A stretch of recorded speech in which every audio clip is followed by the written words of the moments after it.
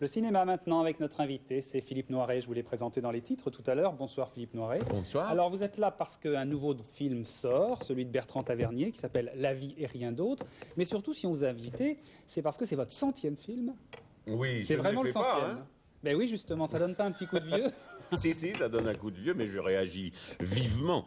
Non, on les voit pas passer, c'est comme le temps. Oui, je vais aligner quelques banalités comme d'habitude quand on aborde ce sujet, mais c'est vrai, on ne se rend pas compte. Si j'avais pas eu un biographe attentif on va en reparler, attentionné, il m'a dit le film de Bertrand c'est le 100e. Alors dites-moi, vous devez être content parce que alors là, les critiques sont dithyrambiques. Oui.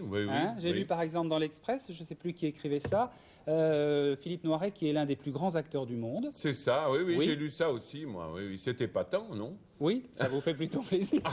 C'est mieux qu'un coup de pied au cul, oui, non, sûrement. Mais, cela dit, on vous pouvait... Mais attendez Libération, vous savez, Libération, il me crache dessus depuis 15 ans. Alors, ah bon? Oui, non, ça va. C'est vraiment les seuls. Non, ça fait tache d'huile en ce moment. Mais c'est pas grave, je suis là, je m'accroche, je vais encore en faire 100 et il faudra qu'il s'y habitue. On va reparler de vous, bien sûr, mais le film, quand même, La vie et rien d'autre. J'aime mieux parler du film. Bertrand Tavernier, alors racontez un petit peu de quoi il s'agit. C'est une histoire d'amour qui se passe en 1920, après la guerre de 14, entre un militaire de carrière que j'interprète, qui est chargé de diriger le bureau de recherche et d'identification des militaires disparus, car il y a eu 350 000 disparus en plus des 1 600 000 morts en 14-18. Et aussi de retrouver... Et de retrouver aussi... le soldat inconnu. Le soldat inconnu. Il est chargé pas de le retrouver, mais d'en choisir un, qui soit, comme disait la hiérarchie militaire à l'époque, surtout ni un Boche, ni un Anglish, et surtout pas un nègre. Hein, ça aurait fait désordre à ce moment-là. Alors, c'est un problème. Voilà. Comme quoi, il y a à la fois, c'est une histoire d'amour avec une femme qui a perdu, dont le mari est disparu et qui va de bureau en bureau et d'hôpitaux en hôpitaux essayer d'avoir des traces de son mari disparu. C'est un film antimilitariste? Non, pas du tout. C'est un film anti-guerre, un de plus, vous me direz, tout le monde est contre la guerre.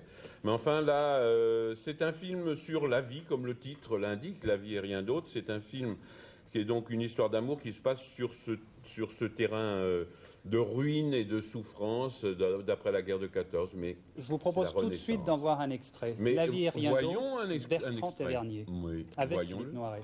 Oui.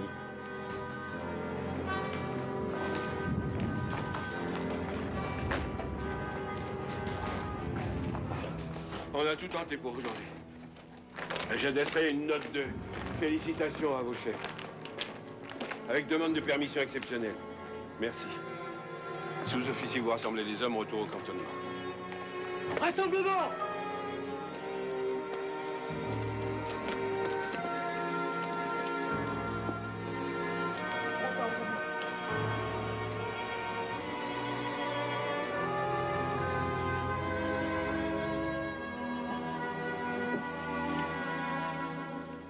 Et on fait ce que nous pouvions.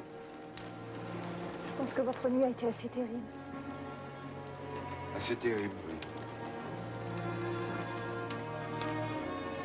Pour toutes sortes de raisons.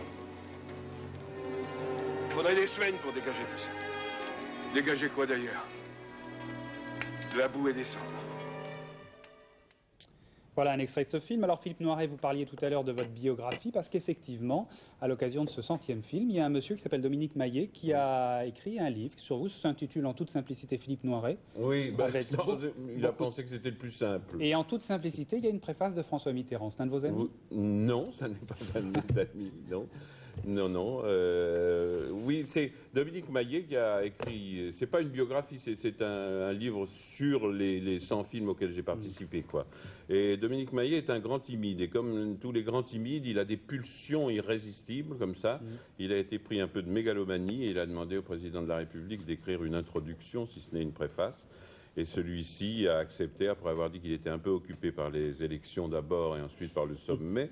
Mais il l'a fait et bien évidemment, j'ai été très touché et par le geste et par les termes employés. Je vais vous dire ce qui semble un peu inquiétant dans votre cas, sauf que vous parliez tout à l'heure de Libération, mais c'est Oh non, exceptionnel. on va pas- non, justement, on va c'est pas que s'étendre personne dessus, si j'ose dire. ne dit jamais du mal de vous. En Si, fait. si, non, si. c'est très très rare. Non, non, ça dépend. Mais...